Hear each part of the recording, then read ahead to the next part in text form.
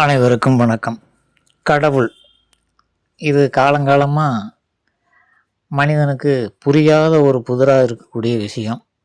இன்னைக்கு வரைக்கும் அது இருக்குது அப்படின்னு சில சாரார், அதெல்லாம் மூட நம்பிக்கை அப்படின்ட்டு சில சாரார், இது ரெண்டுமே புரியாத ஒரு சில சாரார், இப்படி பல விதத்தில் இது காலங்காலமாக தொடர்ந்து வந்துட்டுருக்குது.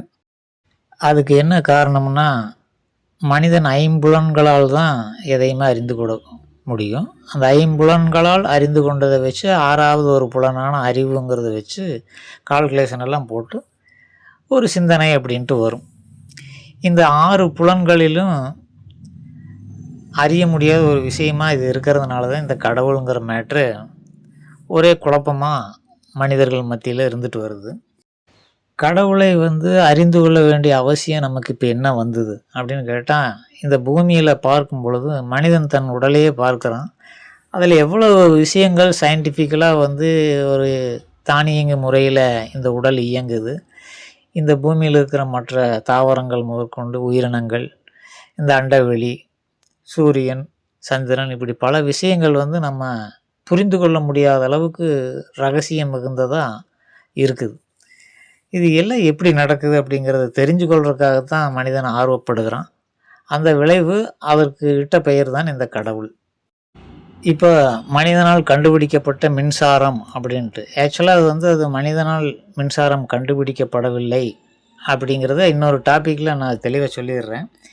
இப்போ அந்த மனிதனால் கண்டுபிடிக்கப்பட்ட மின்சாரம் நம் கண்களுக்கு தெரிவதில்லை. அதை என்ன விலைக்கு சொன்னாலும் நமக்கு புரிய போகிறதில்லை. அதுக்காக இந்த மாதிரி மின்சாரத்துக்கு ஒரு டேஞ்சர் அப்படின்னு போட்டு ஒரு அம்புக்குறி மாதிரி போட்டு இப்படி வளைஞ்சு நெளிஞ்சு போகிற மாதிரி இருக்குது. மின்சாரம் என்ன அப்படியா இருக்குது அப்படின்னு கேட்கக்கூடாது. இது மனிதன் புரிந்து கொள்வதற்காக மனிதனுடைய அறிவுக்கு தகுந்த மாதிரி உருவாக்கப்பட்ட ஒரு சிம்பல், படம்.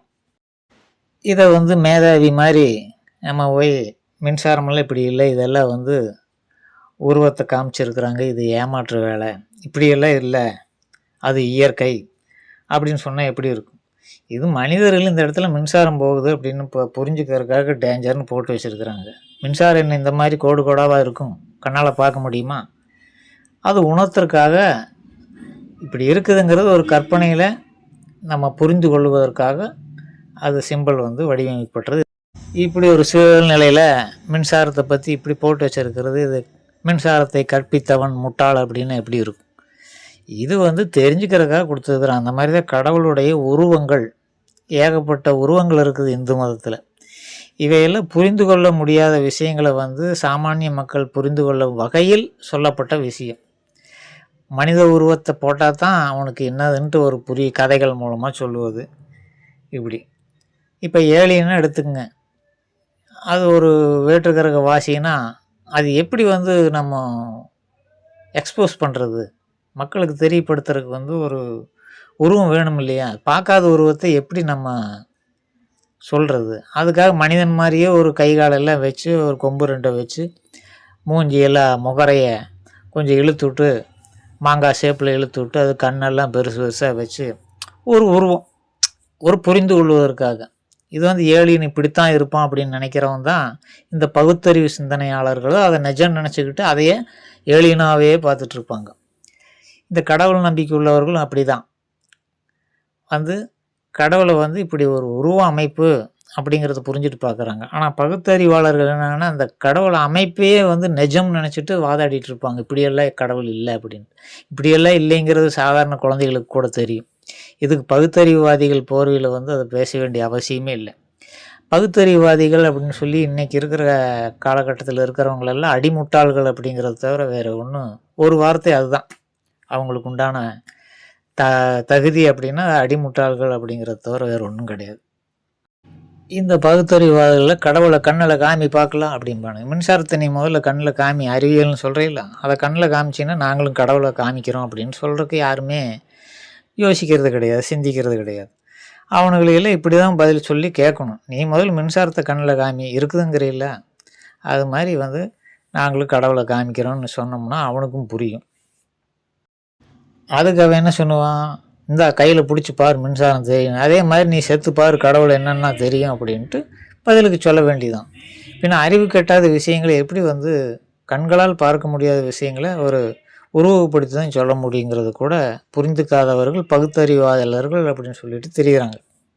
ஆனால் உண்மையிலேயே வந்து பகுத்தறிவாளர்கள் தான் கடவுளுடைய ஏஜெண்டுகள் அப்படிங்கிறத புரிஞ்சுக்கணும். எந்த இதுக்குமே வந்து அதை பற்றின ஒரு முக்கியத்துவம் கிடைக்கணும்னா அதுக்கு ஒரு எதிர்ப்பு உருவாக்கணும். ஒரு அரசியல் ஒரு எதிர்க்கட்சி இருந்தால் தான் ஆளுங்கட்சிக்கு மதிப்பு. மனிதனுடைய அறிவுக்கு எட்டுற மாதிரி கடவுள் இருந்திருந்தால் எப்போவோ வந்திருப்பார், நம்ம கண் முன்னால் தோண்டியிருப்பார். நம்ம ஐம்புலன்களுக்கு எட்டாத விஷயமாகவே அது இருக்கிறதுனால இப்போ பக்கத்தில் இருந்தால் கூட நமக்கு தெரியாது அப்படிங்கிறது தான் உண்மை. அப்போ தன்னுடைய இருப்பை எப்படி அது வெளிப்படுத்துது அந்த இயற்கை அப்படின்ட்டு நம்ம புரிஞ்சுக்கணும். சிவனேன்னு போட்டு சாலை ஓரத்தில் ஒரு டீ கடையில் உட்காந்து ஒருத்தர் டீ சாப்பிட்டுட்டு இருக்கான். அந்த வழியாக வந்து தறிகட்டு வந்த ஒரு லாரி ஒன்று டீ கடைக்குள்ளே புகுந்துருது, 4 பேர் செத்து போயிடுறாங்க. சாலை ஓரத்துலேருந்து இப்படித்தான் நடக்குன்ட்டு பகுத்தறிவாளர்கள் பேசுவாங்க. ஆனால் உண்மை என்னங்கிறத பார்க்கணும். எதுவுமே வந்து நம்ம திட்டமிட்டு செய்ய முடியுமா அப்படின்னா அது ஒருபோதும் நடக்கிறது கிடையாது. ஏற்கனவே திட்டமிட்டு அது நடத்தப்படுகிறதுங்கிறத நம்ம புரிஞ்சுக்கணும். இந்த 4 பேர் இறந்து போகிறவங்க டீ கடையில் எங்கெங்கேயோ வந்து அந்த இறக்கக்கூடிய தன்மையில் இருக்கிறவங்களெல்லாம் ஒன்று சேர்த்த வேண்டியது காலத்தின் வேலை. அது கரெக்டாக பர்ஃபெக்டாக செஞ்சிடும். இந்த லாரியும் கொண்டு வந்து அடித்து ஆளை முடிச்சு போடும். இது வந்து விதி அப்படின்ட்டு அதுக்கு ஒரு பெயரிட்டுருக்குறாங்க அப்படிங்கிறத புரிஞ்சுக்கணும். அதாவது விதினா ஆங்கிலத்தில் என்ன சொல்லுவாங்க, ஃபார்முலான்னு சொல்லலாம். மேத்தமெட்டிக்ஸ்லாம் ஃபார்முலான்னு இருக்கும். அதை ஃபார்முலாவை கரெக்டாக பின்பற்றி வந்தால் அந்த விடை கரெக்டாக வந்துடும். அதன் போலத்தான் இதுவும்.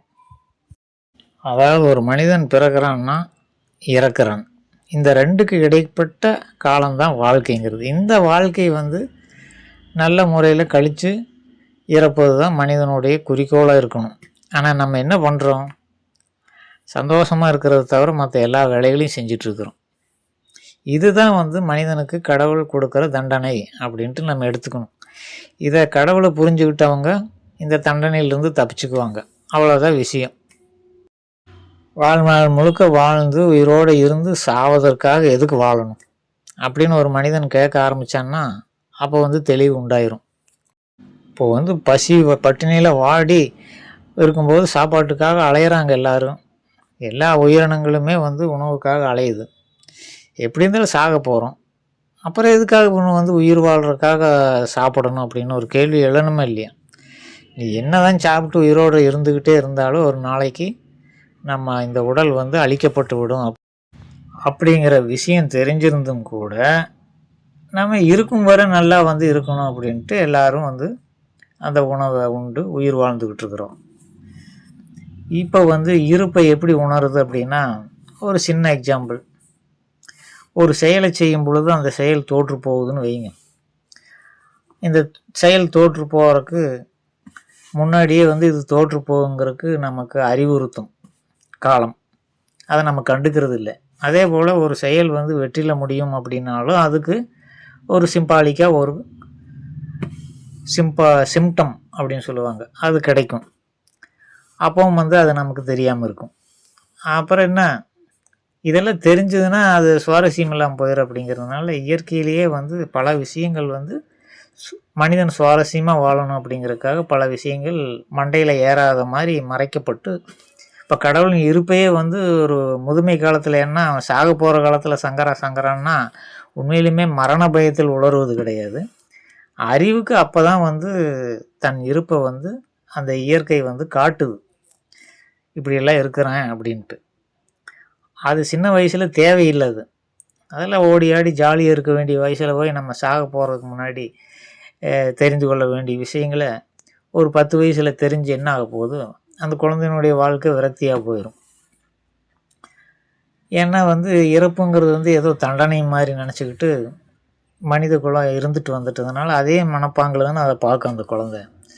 அப்படி தெரிய வேண்டாம் அப்படின்னு தான் கடவுள் தன் இருப்பை வந்து ஒரு குறிப்பிட்ட முதிர்ச்சி பெற்றவர்களுக்கு மட்டும், அறிவில் முதிர்ந்தவர்களுக்கு அதனால் எந்த ஒரு சலனமோ பாதிப்போ ஏற்படாத வண்ணம் இருப்பவர்களுக்கு மட்டும்தான் இந்த கடவுளின் இருப்பை தன் இருப்பை உணர்த்துவான் அப்படிங்கிறத புரிஞ்சுக்கணும். மரமண்டைகளுக்கெல்லாம் இது தேவையில்லை.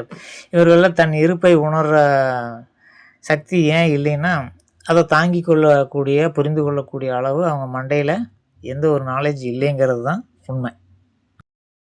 மின்சாரத்தை வந்து ஓரளவு சொல்லி புரிய வைக்கலாம். அதனுடைய தன்மை என்னன்னு தொட்டு பார்த்தா தான் தெரியும். அப்படி தான் இந்த கடவுளினுடைய இந்த ஃபார்முலாங்கிறது அது உணரத்தான் முடியுமே ஒழிய, அதை வந்து வெளியே கண்ணுக்கு தெரிகிற மாதிரி, அதாவது அறிவுக்கு தெரிகிற மாதிரியே அதை புரிந்து கொள்ள வகையில் சொல்ல முடியாத போது கண்களுக்கு எப்படி காட்ட முடியும்? அதனால் இந்த பகுத்தறிவாளர்கள் போரில் இருக்கிறவங்களெல்லாம் வந்து நாலேஜில் ரொம்ப கீழ்மட்டத்தில் இருக்கிறவங்க அப்படிங்கிறத புரிஞ்சுக்கணும். அவங்களால தான் இந்த கடவுளினுடைய கொள்கைகள் வந்து உயிர் வாழுதுன்னு கூட ஒரு வகையில் சொல்லலாம். கடவுளே கூட இதற்காகத்தான் இந்த மாதிரி பகுத்தறிவாளர்களை உருவாக்குறது அப்படிங்கிற ஒரு ஃபார்முலாவும் காலங்காலமாக நம்பப்பட்டு வருது. அதாவது முழுக்க முழுக்க இறைப்பை பற்றி மறந்து மனிதன் ஏதோ நிரந்தரமாக வாழ போகிறதா நினச்சிக்கிட்டு சிறு குழந்தையிலிருந்து அப்படியே வாழ்ந்துட்டு வர்றத அப்பப்போ ஞாபகப்படுத்துறதுக்கு இது போன்ற பகுத்தறிவாளர்கள் தேவைப்படுறாங்க அப்படின்னு நம்ம எடுத்துக்கலாம். அப்புறம் எல்லாம் விதிப்படித்தான் நடக்கும்னா சில பேர் வாதாடுவாங்க. அப்புறம் எதுக்காக நம்ம வந்து பாடுபடணும், வேலை செய்யணும், அதை இதையும் பண்ணி பணம் சம்பாதிக்கணும், கார் வாங்கணும், கோடீஸ்வரன் ஆகணும், இதெல்லாம் தேவையே இல்லையே, விதிப்படி நடக்கிறதுக்கு நம்ம எதுக்கு இதெல்லாம் பண்ணிகிட்ருக்கணுன்ட்டு சில பேர் வாதாடுவாங்க. இந்த கார் வாங்குறதுலேருந்து எல்லா விஷயங்களுமே விதிப்படி தான் நடக்குது அப்படிங்கிறது, இப்படி எல்லாம் இருந்து இவன் சாகணும்னு இருக்குது அப்படின்னா அது ஒரு விதி தானே. இப்படி பேசி எதிர்ப்பு குரல் எழுப்பி பேசக்கூடியதும் ஒரு விதி தான். அப்படிங்கிறத உணர்ந்துக்கிட்டோம்னா நம்ம இந்த கடவுளினுடைய இருப்பை ஒரு குறிப்பிட்ட நாலேஜ் வளர்ந்த பிறகு அதை நம்ம உணர முடியும். அது வரைக்கும் அது தேவையில்லை அப்படிங்கிறது தான் உண்மை. இப்போ நிஜமாக ஒரு காலத்தில் நடந்த ஒரு நிகழ்வை சொல்கிறேன். ஒருத்தன் வண்டியில் போயிட்டுருக்கிறான், இன்னொருத்தன் எதிர திசையில் வந்துட்டுருக்கும் பொழுது அண்ணா அண்ணா அப்படின்னு சொல்லி நிறுத்தி இந்த ஒரு பகுதிக்கு வழி கேட்டு இதில் எப்படி போகணும்னு கேட்குறான். இதுக்கு வழி சொல்லிட்டு போகிறதுக்கு ஒரு 30 செகண்ட்லேருந்து ஒரு நிமிடம் வரைக்கும் ஆகுது.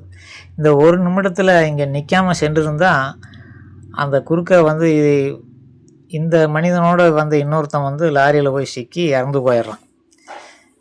இந்த வழிகேட்டவன் வந்து தடுத்து நிறுத்தினதுனால இவனுடைய உயிர் பாதுகாக்கப்பட்டிருக்குது. கூட இந்த ஆளை முந்தி சென்றவன் வந்து அந்த இன்னொரு வண்டியில் வாகனத்தில் அடிபட்டு இறந்து போயிடுறான். இது நிகழ்வு சாதாரணமாக நடப்பதில்லை. அப்போ இந்த வழிகேட்பவன் அப்படிங்கிற உருவத்தில் தான் கடவுளின் இருப்பை உணர்ந்து கொள்ள முடியும்.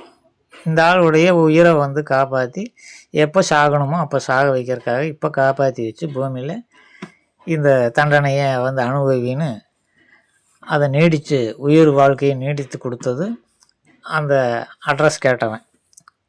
அந்த அட்ரஸ் கேட்டவன் மூலமாக தான் கடவுளின் இருப்பை உணர்ந்து கொள்ள முடியுமே தவிர அவனே வந்து கடவுள்னு நம்ம நினச்சிடக்கூடாது.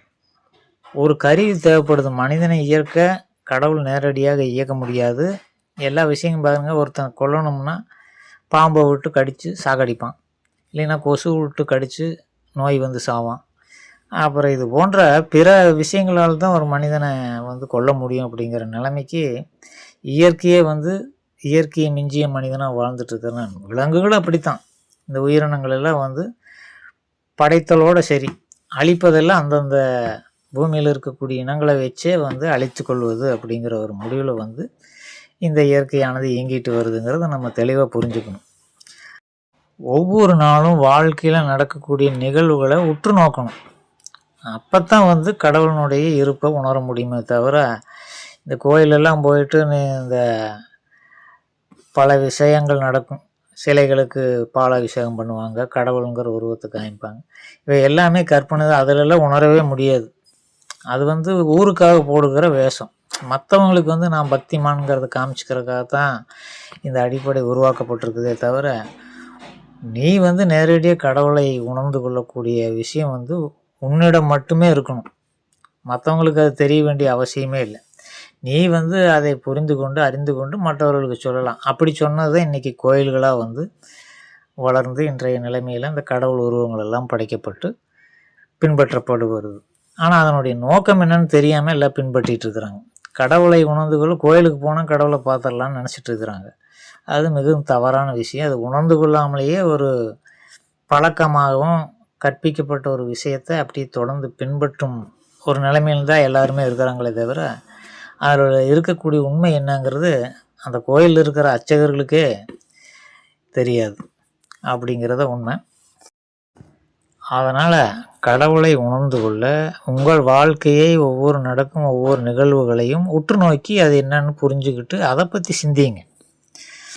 அவ்வளோதான், வேறு எந்த ஒரு வழியும் இல்லை. பிறரெல்லாம் உங்களுக்கு கடவுள் இருப்பை உணர்த்த முடியாது, நீங்களாக தான் உணர்ந்து கொள்ள முடியும் அப்படின்னு சொல்லிட்டு இன்னொரு வீடியோவில் சந்திக்கிறேன். நன்றி.